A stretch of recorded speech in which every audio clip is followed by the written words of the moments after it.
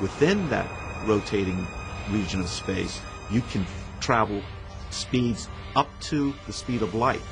But for someone that's standing outside, it would appear as though you're traveling faster than the speed of light. And for them, you will disappear from sight as you're traveling back into the past.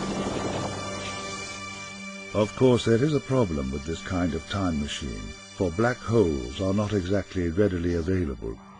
However, this is where Ron had a stroke of inspiration. He realized that hidden in Einstein's theory all along, there was something that could be even better at twisting space: light itself. It turns out that light is much more effective at twisting space and time. And so my idea is to use a circulating light beam to twist space and close time into a loop. The key technical challenge is trying to get enough laser power to cause this twisting of space and time. That's going to be the key challenge. And we're looking at several different possibilities to overcome that challenge. Modern laser technology is extremely advanced. Lasers exist which can create conditions as hot as the center of the sun. An array of such devices could be made to fire simultaneously, producing not just a tiny ring, but a cylinder of light with enough power to twist space. An elementary particle, fired on a corkscrew-shaped path down into this tunnel, would wind its way into the past.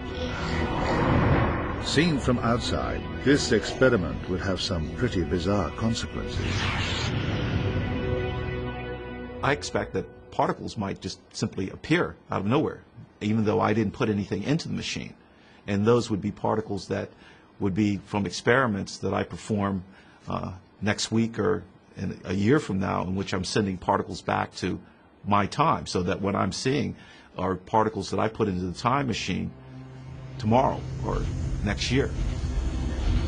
This is a real time machine, and that means that when you turn it on today and you leave it on, it will only act during the time that you have it on. So if I turn it on today and I leave it on for 100 years, then I can travel from 100 years from now up to today, but I cannot travel before the machine was turned on. So while we might like to think that a time machine would open up the past, that's not strictly true. It's only in the future that time travel to the past is possible, and then only as far back as the moment the first time machine was activated. But of course, this begs the question, what happens when you first switch on the machine? It's conceivable that when I turn the machine on, I start getting messages from the future, from people who are trying to communicate with me. That would be a possibility. That would be weird, but it's definitely would be a possibility. The project to build the machine has only just begun, but it is an endeavor with consequences that are hard to overestimate. If all goes to plan, it could be stable enough to keep twisting time for a century or more, becoming, in effect, a phone line to the future.